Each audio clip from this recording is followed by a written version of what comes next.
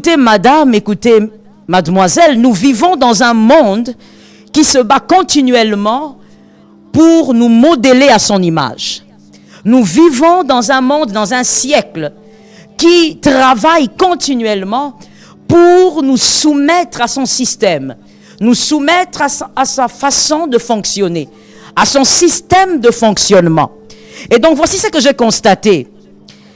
Et voici mon analyse par rapport à ce siècle présent. Ce siècle veut nous conditionner. Et ce siècle va conditionner toute personne qui n'est pas conditionnée par autre chose.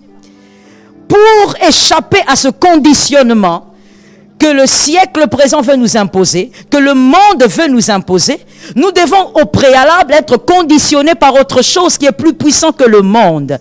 Que quelqu'un dise amen. Une chose plus forte que le monde doit vous conditionner. Sinon, le siècle présent va vous conditionner. Lorsque vous vous réveillez, les informations qui se balancent, ce qu'on vous annonce sur les réseaux sociaux et autres, tout est travaillé, tout est fait pour conditionner votre journée, pour conditionner votre système de pensée. Mais voici le remède. Femme, tu dois être conditionnée par autre chose. Mais la chose qui doit te conditionner doit être plus puissante que le monde. La chose qui doit te conditionner doit être plus forte que le siècle présent. Mais moi, je ne connais qu'une seule chose qui est plus puissante, qui est plus forte que le siècle présent, c'est Jésus de Nazareth. En dehors de Jésus, personne ne pourra te rendre capable de vaincre le siècle présent. Par la grâce de Dieu et par la puissance du Saint-Esprit, qu'une femme ce soir soit conditionnée par le Christ. Qu'une femme ce soir soit conditionnée par celui qui vous donne la victoire sur le monde. Être conditionné par une chose, c'est simplement être traité selon certaines règles. Ou encore se soumettre à des conditions quelconques. Voilà ce que veut dire être conditionné, être soumise à certaines règles, fonctionner selon certaines règles ou principes. Regardez ce qui se passe dans Genèse 39:9. Quelque chose d'édifiant. Je crois pour tout enfant de Dieu, cette histoire va toujours vous édifier. Dans Genèse 39:9, il y a quelque chose qui a empêché Joseph de se soumettre à la femme de Potiphar. Joseph ne s'est pas soumis à la femme de Potiphar parce qu'il était déjà soumis à autre chose.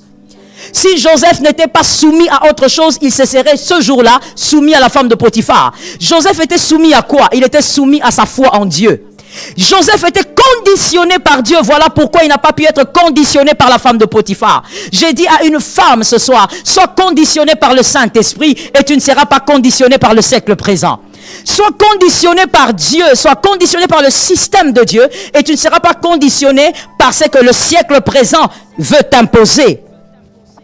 On ne peut pas être conditionné par deux forces. Ce n'est pas possible. On ne peut pas être conditionné par deux systèmes. On ne peut pas être conditionné par deux fonctionnements. On est conditionné par une chose qui va certainement prendre le dessus sur l'autre. On ne peut pas être conditionné par le monde et être conditionné par Dieu. Vous serez conditionné par l'un qui va dominer sur l'autre. Si vous êtes conditionné par le monde, quoi qu'étant à l'église, quoi qu'étant enfant de Dieu, vous serez appelé enfant de Dieu, mais dans votre vie de tous les jours, on va constater que vous êtes conditionné par le monde. C'est ce que